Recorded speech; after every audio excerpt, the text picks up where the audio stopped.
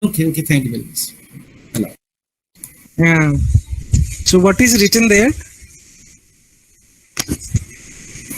Burden of goodness. Yeah. Burden of goodness, yes, sir. Burden of goodness. Yeah. Thank you very much. The title is as Kolasar declared now. This is called Burden of Goodness. And here it goes like this. Yeah. Is this visible also? Yes, sir. Yes, sir. Yes, What yes. is written? What is written here? Invitation to goodness. Now, Sorry. okay, no. Sorry, sir. Initiation. Yeah, initiation to goodness. Sorry. Yeah, initiation to goodness. Let's start. Then I'm now okay that it is visible. Okay, I'm confirmed that it is visible. Initiation to goodness. I don't know. There is a philosophical debate whether goodness is innate or not. I'll not discuss on that. That is also a deep philosophical question. But we can understand that we are initiated to goodness when we were children, right? And the first teacher was who initiated to goodness is that our mother. So my mother also did that.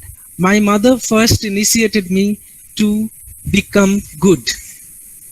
I hope that every one of you is also initiated to this idea of goodness by your mother. I'm very sure.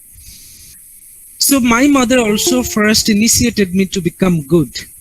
And she repeatedly said me to be a good kid. But I didn't wonder at that time because I was a kid. I didn't wonder. But what is goodness for her? In fact, what is goodness for her is this. So whenever I cried for a toy in a marketplace or somewhere, then she says, don't cry for toys. You are a good boy, no? So don't cry for toys. So for her, goodness means not crying for toys, not demanding for toys, right? Then I'll be a good boy. Sometimes I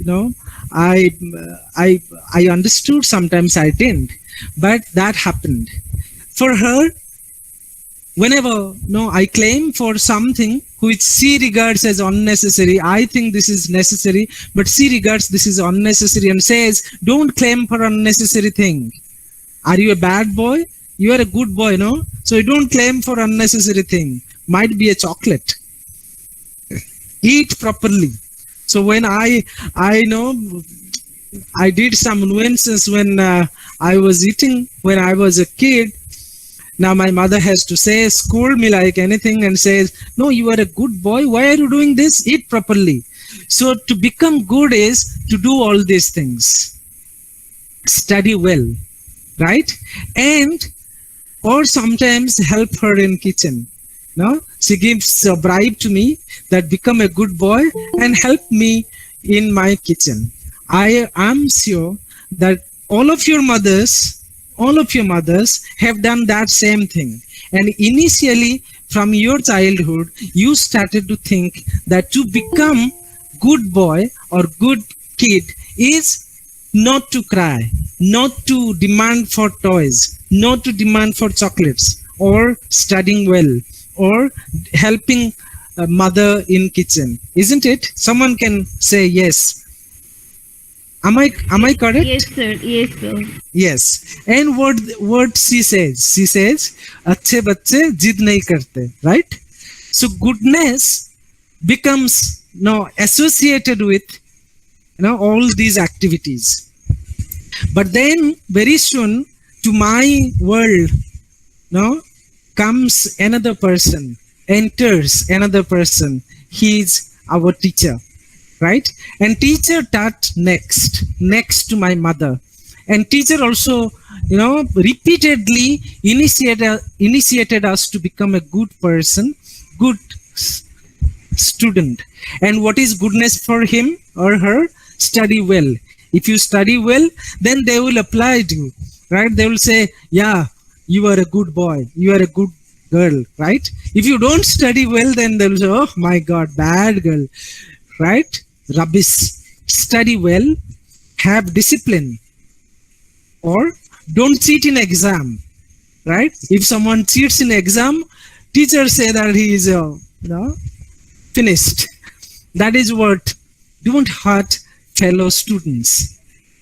So for my teacher, all these activities come under this sphere of goodness, right? And what they say, most of the time they say, bada hoke kya banoge? Bada hoke kya karoge? Are you doing all these activities? So bada hoke kya karoge? So that is what they say, isn't it? Someone might respond, isn't it? Yes, sir. This is the universal line, I think. Yeah, this is the universal line. So so what happened gradually, I or everyone started to believe that to become good is to do all these things. Either you study well, then you'll become good, or you become a disciplined person, then you'll become good. So goodness is associated with all these different activities, right? And then comes society. And in fact, society seduced little more, very hard in fact. Now, this comes late. First, mother comes, he teaches us, injects lots of ideas on goodness to us, and then comes teacher, and at the last, but very, groundedly, society enters to our space. And society seduces like anything, says, don't lie, help others, pay your tax, obey the rules. And they say, be a good human being, right? And I could understand, and of course everyone can understand, that to become good human being is not to lie, help others, pay your tax, obey the rules of course prescribed by the state or this community or the culture or religion, whatever these rules, you have to obey those rules. And if you don't obey these rules, then you are not a good human being. If you obey those rules, then you are a good human being, right? So I started associating goodness, the idea of goodness, to these activities, right? But then what happened? I had to pay lots of price to be, being good. I'm sure you have also paid lots of price being good. If you are not good, then of course means you don't do all these activities, right? All those activities I prescribed.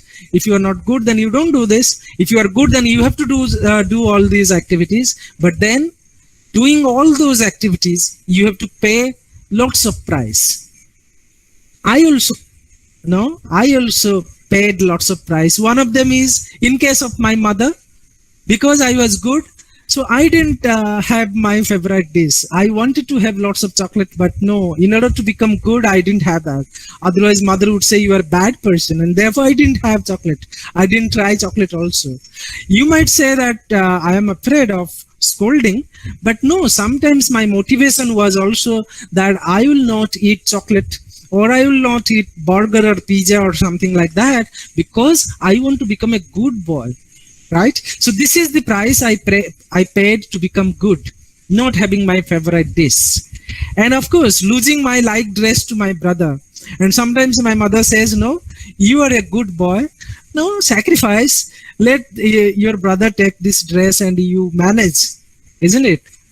And sometimes you cry within, from within, but still, in order to become a good boy or good kid or a good daughter or good son, what do? You sacrificed your dress, your liked dress. You have to pay. That is the price you paid. Taking pain of helping the younger brother. Many of the time, your mother just motivates you, take your younger brother to do this, to that, help him, because helping is good, and you are a good boy, of course. And then you have to take lots of pain to help your younger brother. And what did you get then? You lost many things. What did you get? Of course, you got this lots of love from your mother. Of course, I got lots of love from my mother. You might have got lots of love from your mother because you became a good person. But of course, we'll do that. Yeah. And it never stopped there. Price of being good was also paid in my class. Secured less marks in exam because you didn't cheat because you wanted to become a good person, and therefore you didn't cheat, but your fellow student cheated, right? And then he secured good mark and you secured less mark. That happened in your exam, right? Sometimes that happened in your exam. Don't you agree? How many of you agree? Yeah, some people. Yeah. So after that, when your result is out, you say what? What is the result of being good? Why did I become so good? Right? This is what is the price of your goodness. Didn't have fun in student life, because if you are a good person, then you cannot do fun in your life. Cannot do fun in your student life. Otherwise, your teachers would say that you are a bad boy or bad girl, bad student, right? And therefore, what you did, you controlled yourself, right? You controlled your amusement, and you didn't have fun in your student life. That happened. Of course, this is painful. Yeah. When you wanted to help someone, sometimes also police called you. Might be because you helped someone in the street, and then police called you as a witness or something like that. That pain also sometimes comes to you because you are good. If you are not good, then there is no problem. Because you are good, then you will be called to police station, isn't it? Sometimes it happens. And of course, many of the time now, most of the people, they are complaining that you have to, struggle hard, very hard, right, in order to get success. If you are very good, if you are not good, then getting success is very easy. Many people are complaining nowadays like that. So you are paying price for this. Can you read this what I have written here? अच्छा होना सेहत के लिए हानिकारक. Yeah, many of my students, in fact, they say like this, that no, what is good in being good, right? What is good in being good? Being bad is very good. Why? Because you can get lots of things, and if you become good, then you have lots of tension, emotional depression, many things are there. So it's very bad for your health. Being good is very bad for your health. This is the complaint that comes to me from my students, from many other people who I meet, and that exactly motivated me to think aloud, think about this topic. Is it really that being good is really very bad? That is what is the question I have to ask in my entire presentation. Let's find out. What would you do if you were here?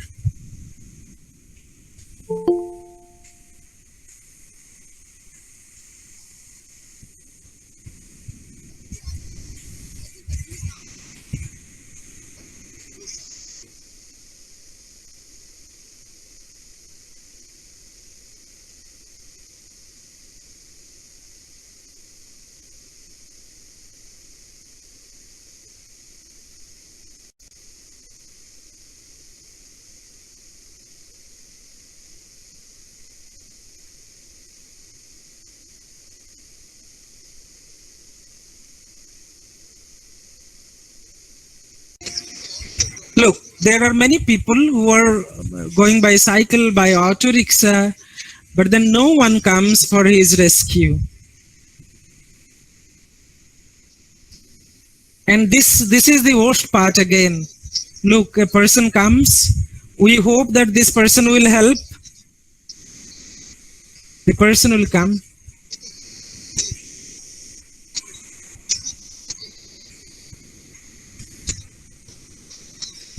And then the person, what he does, he picks his mobile phone and then goes back. this is what I think. This is all about the incident. I hope that you could understand from the picture, from the video. Did you understand, or any doubt about that video? Understood, sir. Yeah. Now the question comes to you, or this question is also asked to me. Of course, definitely this is also asked to me. This is asked to every one of us. Would you have taken him to hospital?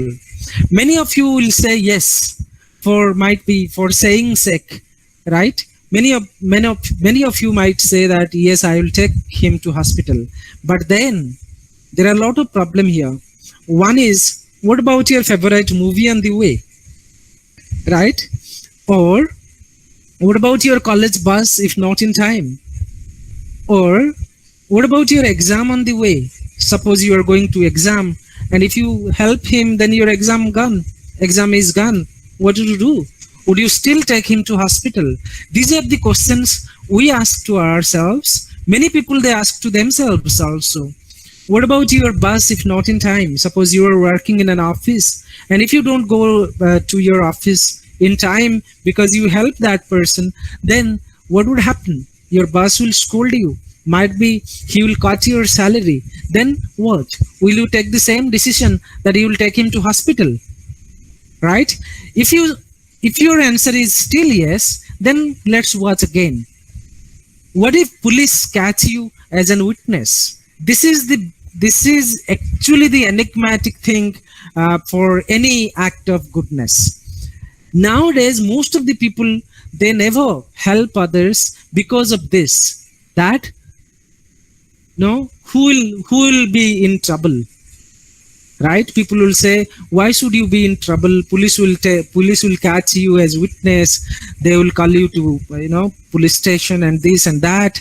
And therefore many people, they don't help, even though they want to help, but still they don't help because they don't want to be in trouble, right?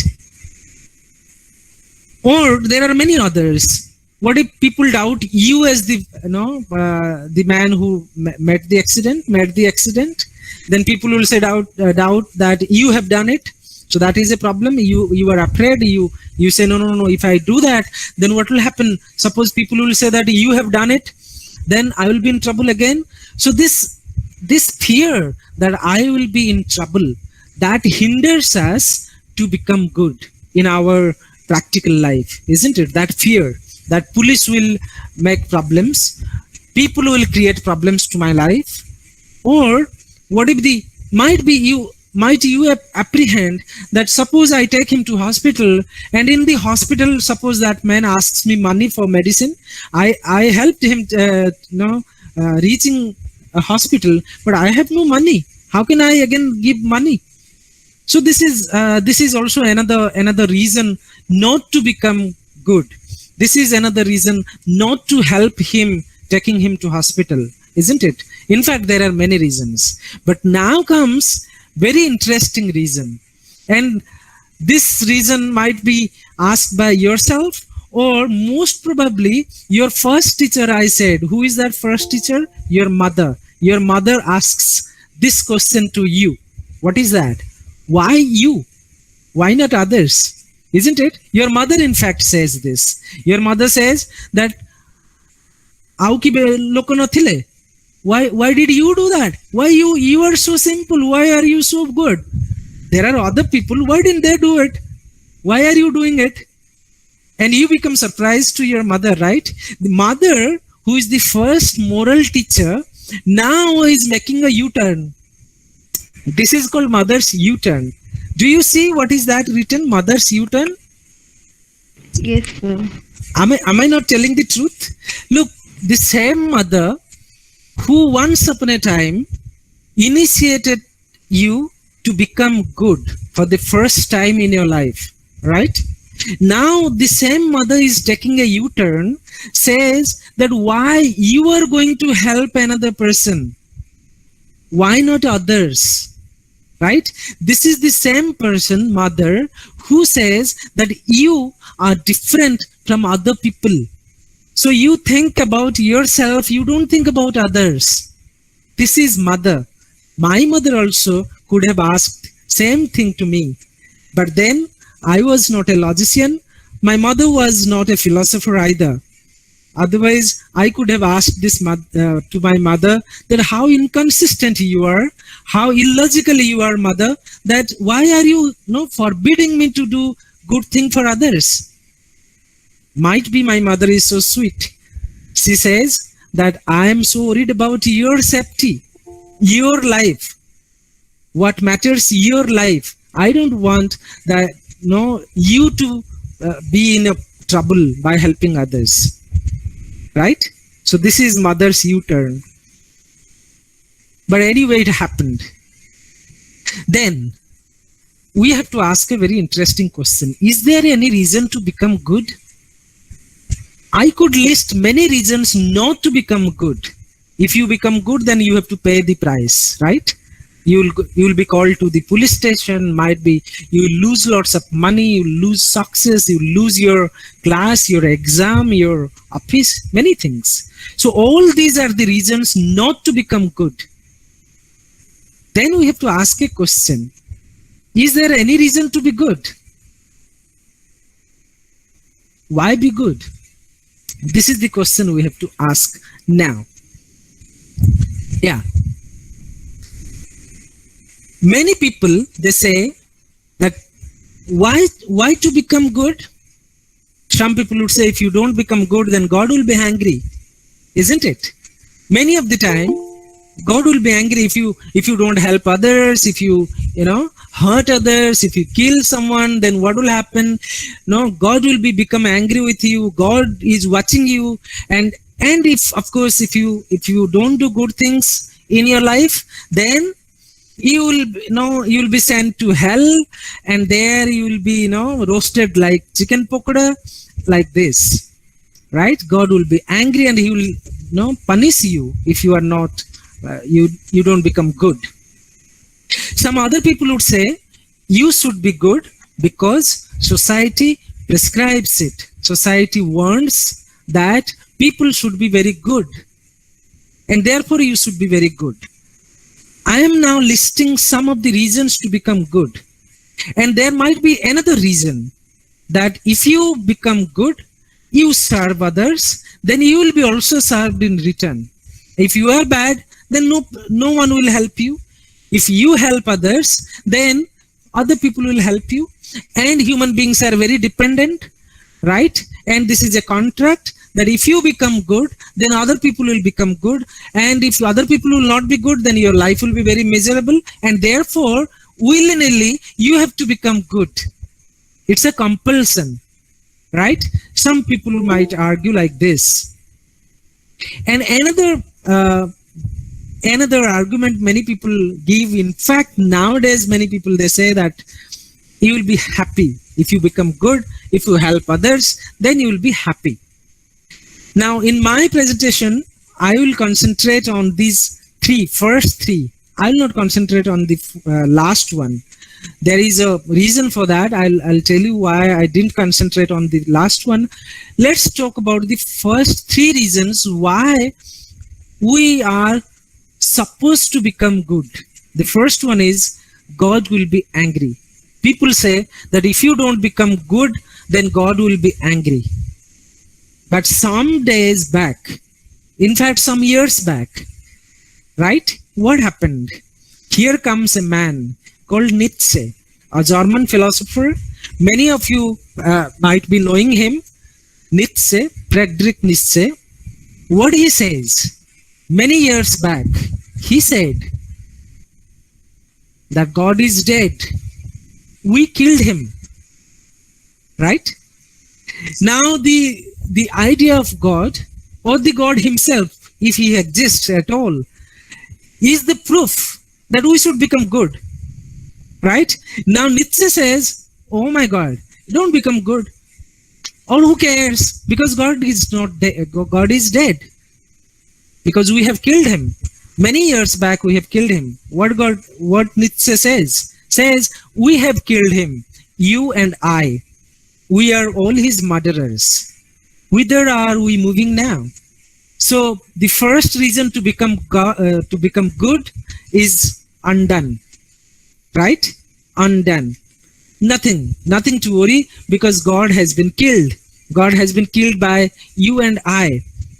And Nietzsche says the moment we started believing on scientific principles, scientific worldview, right, we have killed the idea of God. Now, if the idea of God has been killed, has been undone from our space, then there is no question of good and bad then, right? So this is what Nietzsche says: God is killed, God is dead. And जो बाकी थे, जो बचे थे, left are jailed due to this corona, right? Most of the girls are imprisoned, right? Jailed, locked down due to corona. So we should not be afraid of God anymore. God doesn't exist because God is dead. And if at all it exists, it is locked up now. So it doesn't matter. You might be good, you might not be good. No one cares. Okay, God is not going to watch you, right?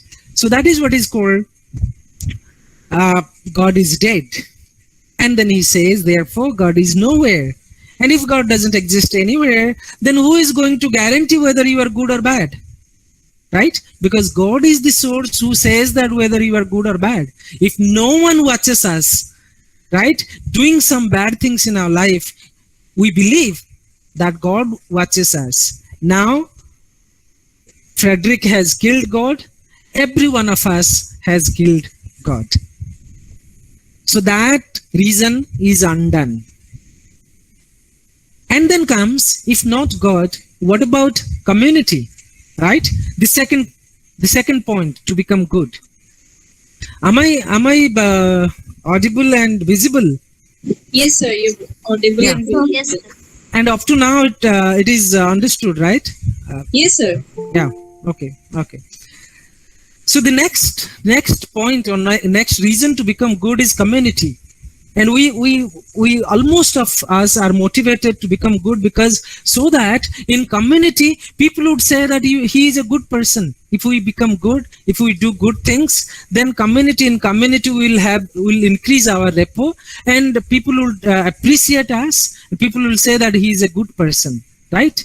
So community is a very interesting and important reason to become good, isn't it?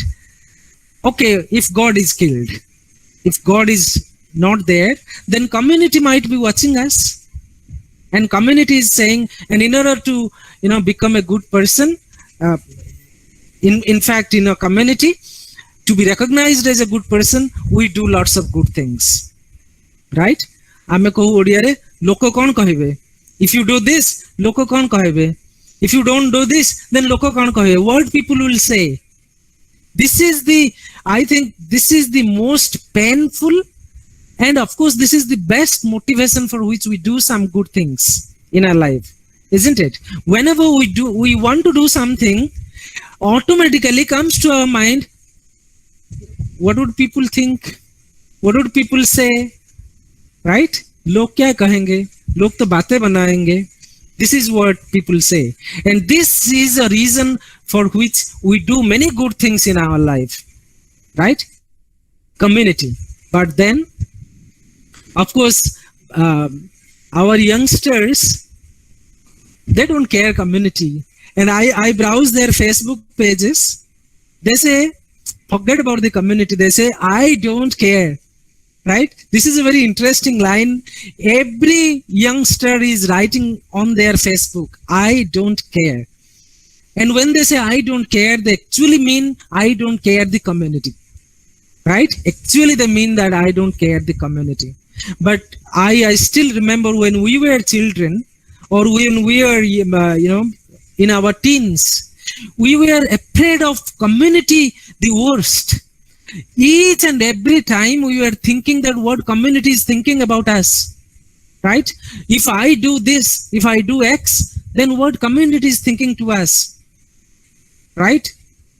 The people who are living in the village, this experience is a lived experience. They say what people would say, mohalla mein kya bolenge, log kya baat karenge, This is the question we ask to ourselves, and that keeps us motivating to do lots of good things, right? But as youngsters nowadays, they don't care the community. And this is the question again that comes to my mind. Why? Why these youngsters are, they don't care just their community. What is the reason? The community which actually made us a person what we are, right? Now the community becomes valueless. And people, they say, don't care, right? What about community?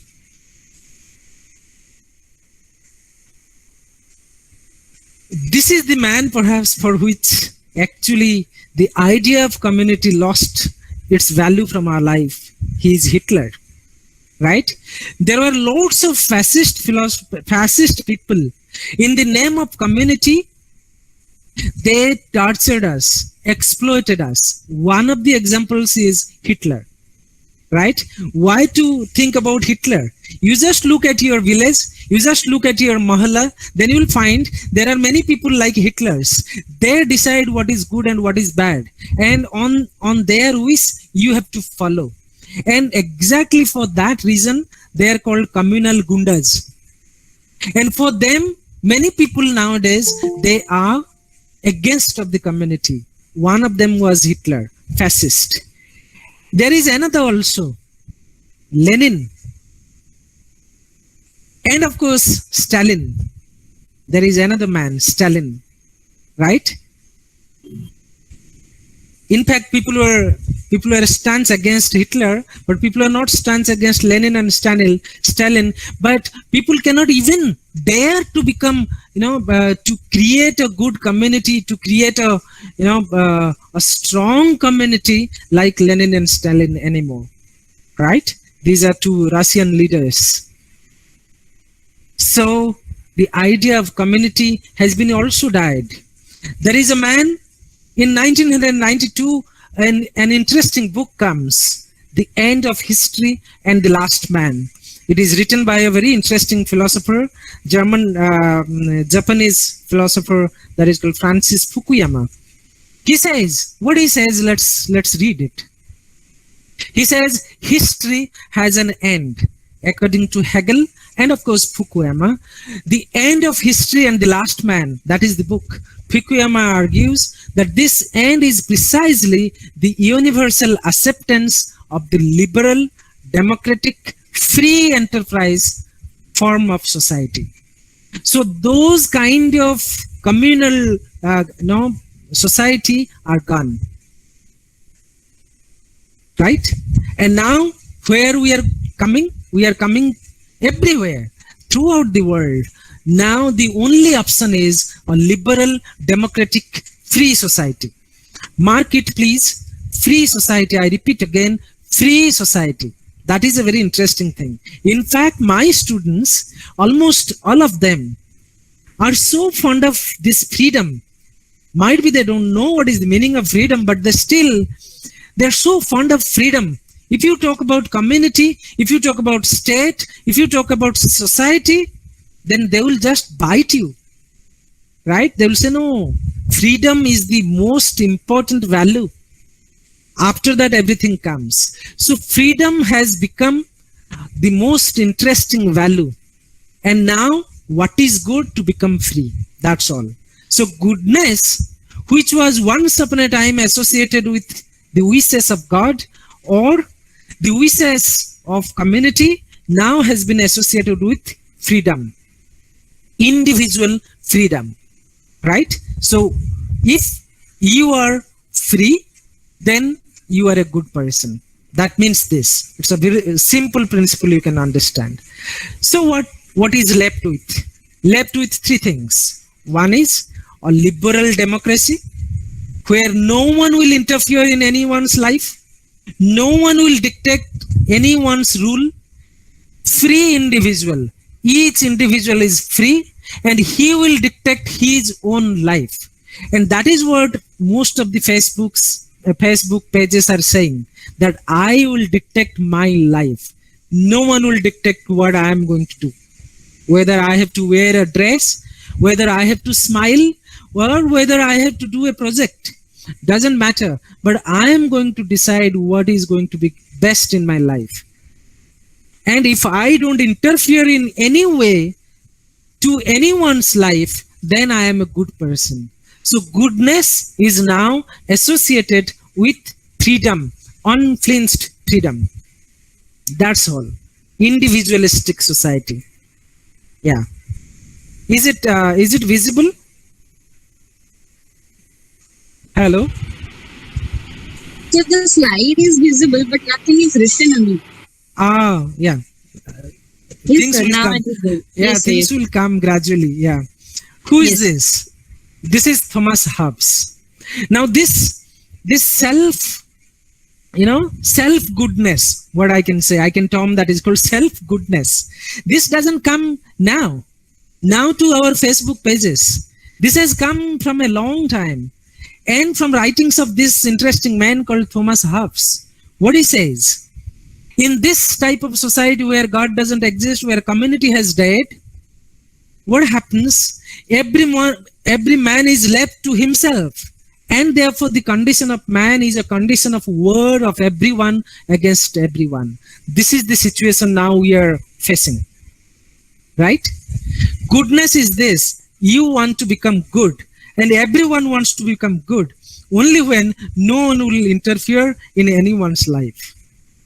But then what type of society is that?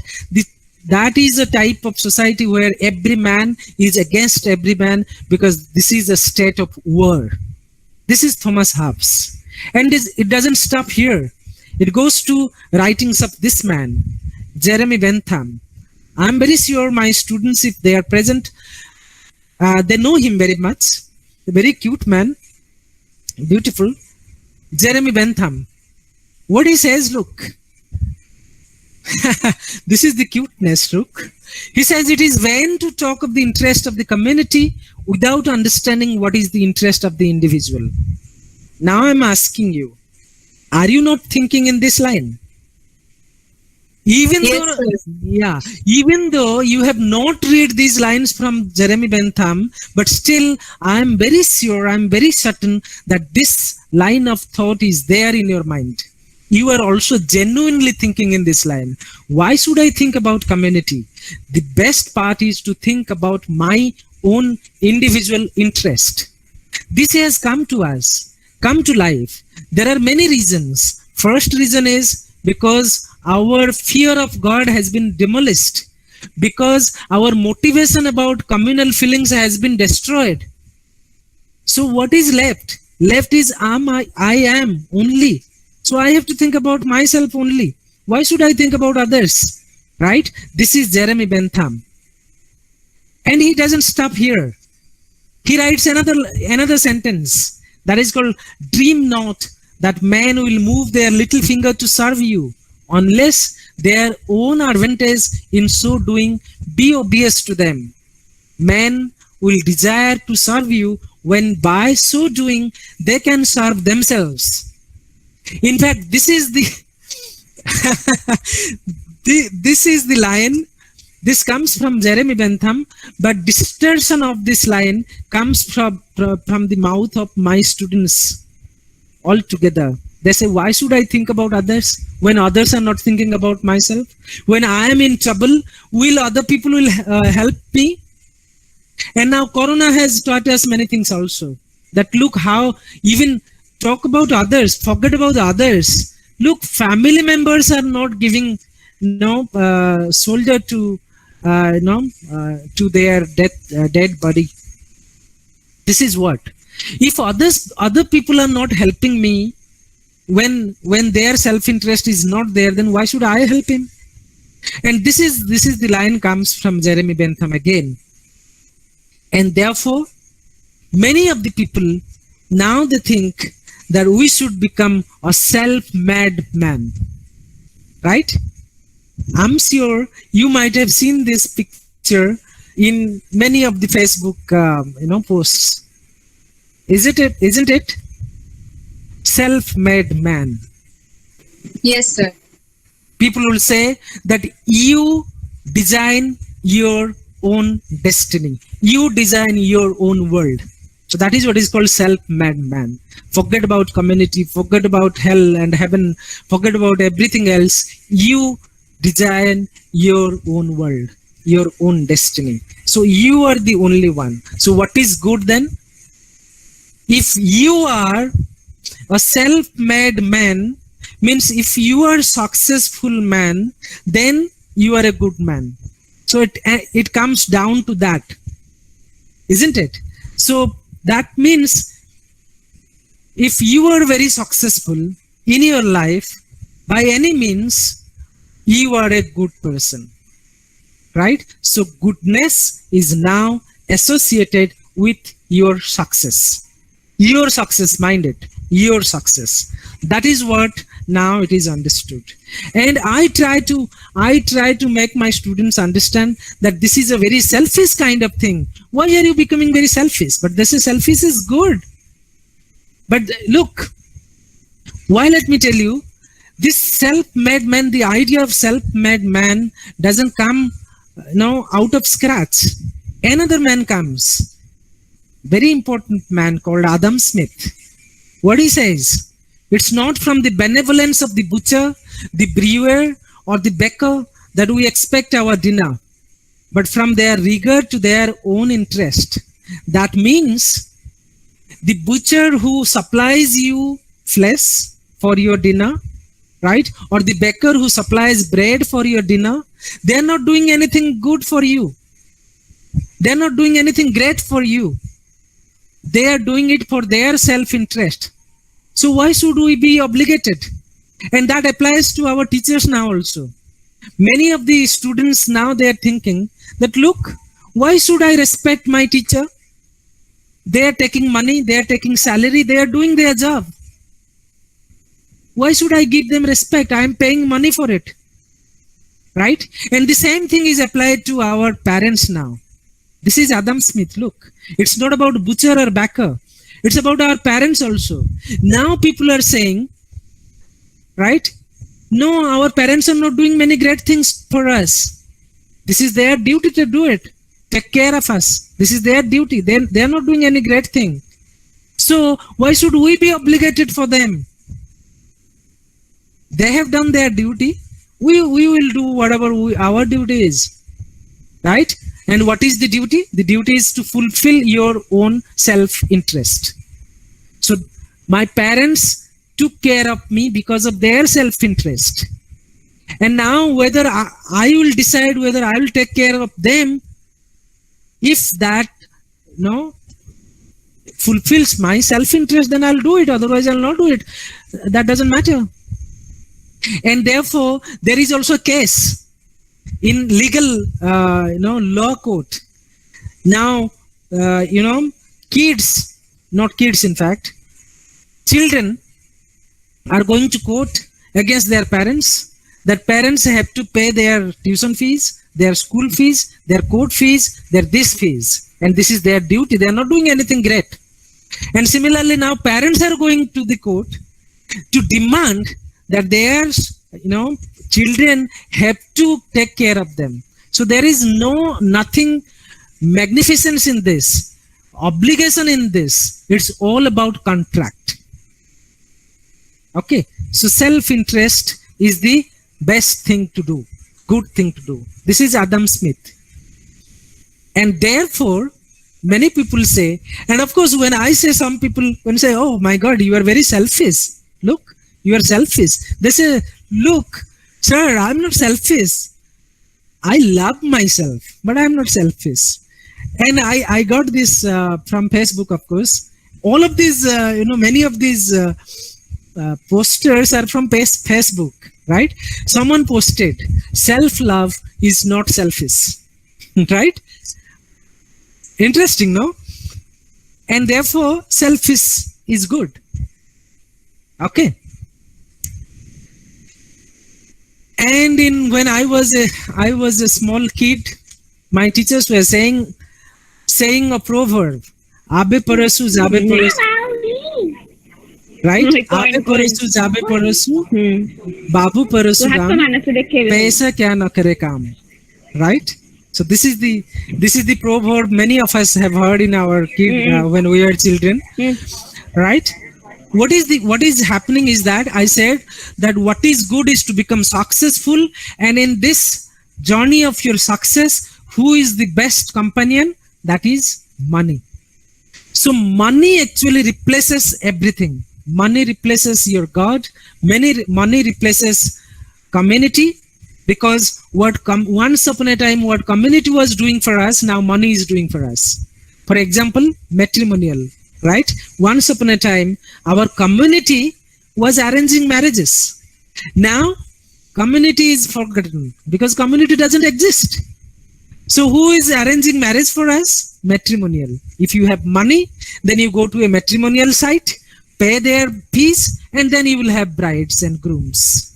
So money does everything. Money does what God does for us. Money does what community does for us. Money does what our parents do for us. Right? So money actually, does everything. So in our success, in fact, today's success, right? In our journey of goodness, who is our companion? Companion is only money. So only money, and money is the only good. And therefore there is a man, might be some people have watched this movie called Wall Street. And there the, character Gordon Gekko, and the actor was Michael Douglas, of course. Michael Douglas said, greed is good. In a film, Wall Street, the character said, greed is good. Remember, greed is good.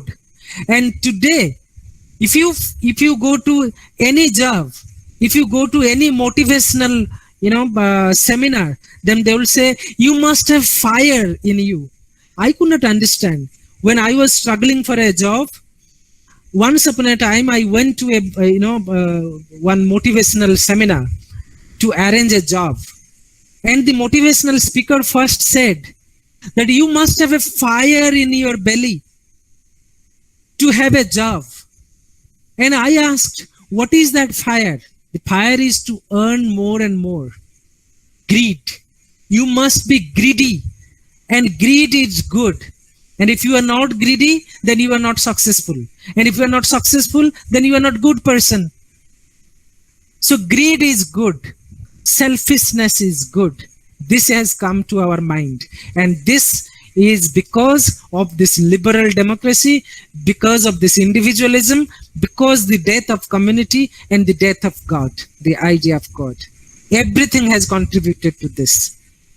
Now people are thinking greed is good. No one actually, says you, if you are greedy, then no one says that you are a bad person. Once upon a time that was happening. Nowadays, they celebrate. But what is the problem? Let me tell you. A philosophical problem comes. In a common parlance, nothing happens. But this greed actually takes you to somewhere else. Let me tell you what happens. This is happening, isn't it?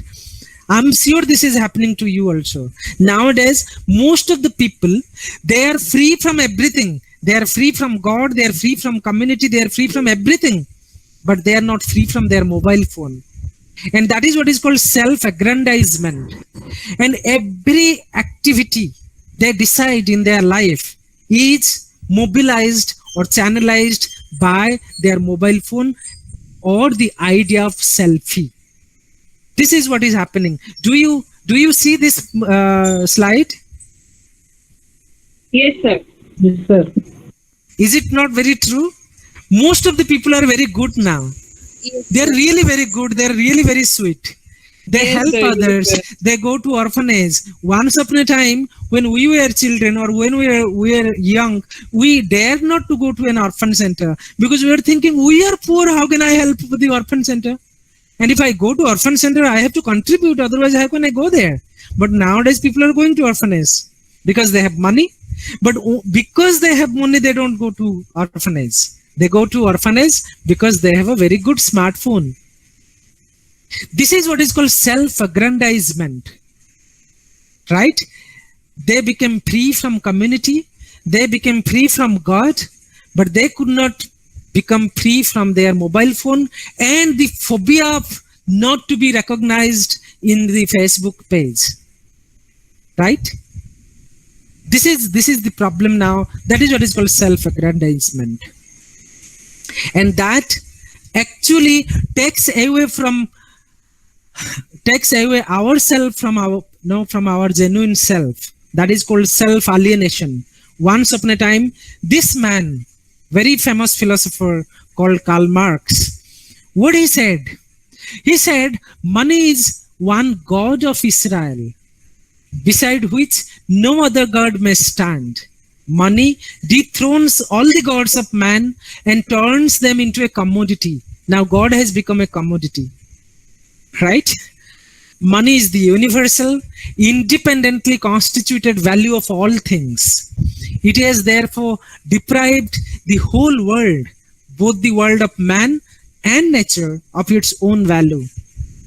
Now we are not ourselves. We cannot recognize ourselves because of the elusiveness of this money, the spellboundness of this money, right? Money is the alienated essence of man's work, and his being, this alien being rules him and he worships it. Everyone is now worshipping money because money is good. People think that having lots of money is good, nothing harm in it. But what happens? By that, what they do is this. That is called myth of Sisyphus. I know that my time is running short. Kailash sir, am I have 2-3 minutes more? 5 minutes Yes, more? yes.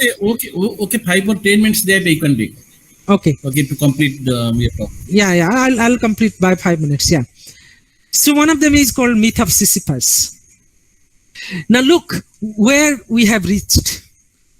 And this myth, of course, Greek myth, but this is also retold by a very interesting philosopher, very contemporary philosopher called Albert Camus, right? In that myth of Sisyphus, he says, look, Sisyphus was cursed by God because of some sin he has committed, right? He has committed some sin and therefore God cursed him, punished him. What is the punishment? The punishment is that Sisyphus had to push over a huge stone to the top of a hill. Do you understand the myth? The myth is that this Sisyphus is a mythological character and he was cursed by the god that you have to push a huge stone all along to a top of the hill. Right? But all along when Sisyphus pushed the stone and when he was about to reach the top of the hill, the stone again runs down to the bottom of the hill.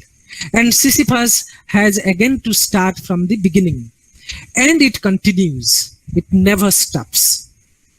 Right? This is called myth of Sisyphus. Could I make you understand this? Myth of Sisyphus? So Sisyphus had to do it repeatedly because the moment he reaches the top of the hill, just before reaching the top of the hill, the stone again rolls down to the bottom of the hill and Sisyphus has to go again from the bottom to the top, and this continues. This is the myth of Sisyphus. Now, I said that most of the people now are thinking about earning money and money. By doing that, they forget themselves. They forget their own self. But what they get this unending task of Sisyphus. They earn money and money and money, and it never stops. And by that, they forget everything, and they are alienated from himself, right? They forget his own interest. They forget their own interest, their own selves. That is what is called myth of Sisyphus. And all of these create a self-deception, a serious kind of self-deception within. And most of the youngsters nowadays, they are suffering from this serious disease called self-deception, right? Because their interest is something, but they do something else because it has become a synonym for goodness. What is that? To earn money.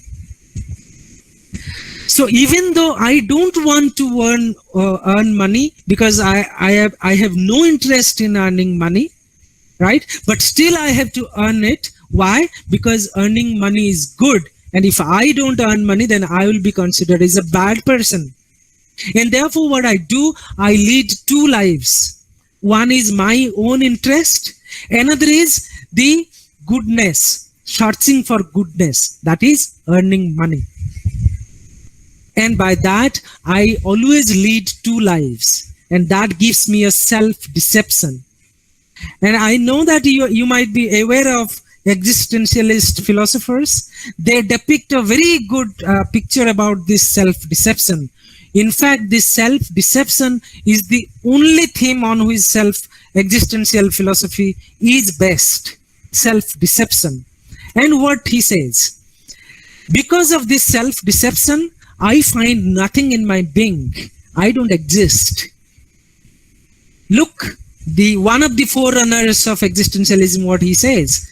This is a man called Soren Kierkegaard. What he says? He says, once upon a time, I stick my finger into existence. My existence, of course. I stick my finger into my existence. Meaning to say that I wanted to find out whether I exist or not. But then, unfortunately, it smells nothing. Because I don't exist anymore. But who compelled you to do this? But who did this? You chose it. That is a very interesting thing which Jean-Paul Sartre will enter here, but I will not discuss anything on that because of the time. Right? What is that? That who chose to lead a life like this? You. You wanted to make yourself so great, so big, that you forgot everything. And now when everything has gone out of you, you are nothing. You find yourself in a complete abyss. You find there is no one here. And sometimes you also find that you even don't exist. Why? Because of your unflinched, desire to earn money and money and money, to become successful, to become good, right? You forget your own interest. You forgot to live your life. And that is exactly the burden of goodness, the burden of being selfish, right? Or self-motivated or self-love. And that is what now happening. The most burdensome thing is that this is myself. Why? Because even you cannot share with anyone else, because God will not hear you. God has been died. Community will not hear you because you have killed community. You have chosen from coming out of the community. And a part of the community is also your family members. Now who is left? Only you and your burden and your desire to become successful and become good. That is the burden of goodness. That is the burden of myself. In fact, yourselves.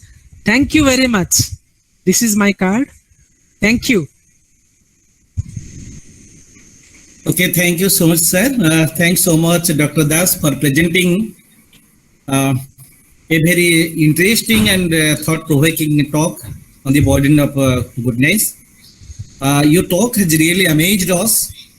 Your novel way of presenting the theme has benefited a lot, and it is very philosophical in nature, and your presentation was very simple, but it was highly philosophical. And now it's the time to invite Professor Pramod Kumar Das to present a brief synopsis on the talk of Dr. Das. Over to Pramod Kumar Das. Namaskar. It was very wonderful listening to Dr. Das. In his whole talk, Dr. Das gave an existential definition of goodness.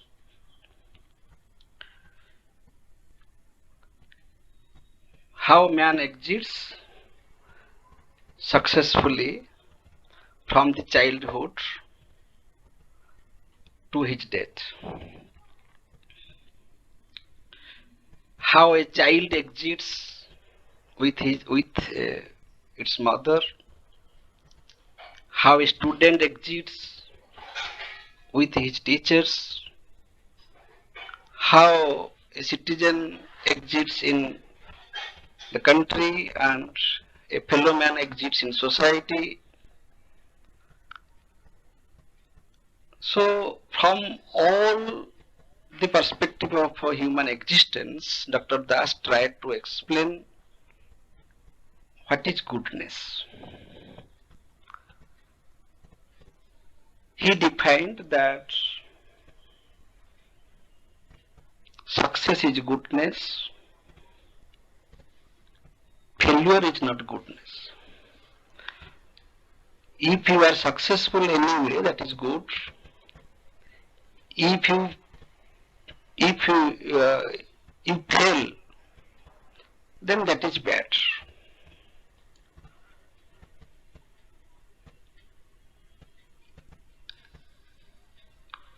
When a mother teaches her child,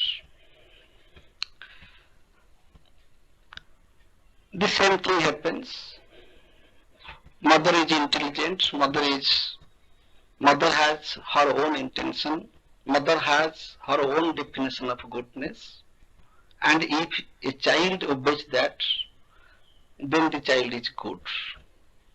Similarly, teacher has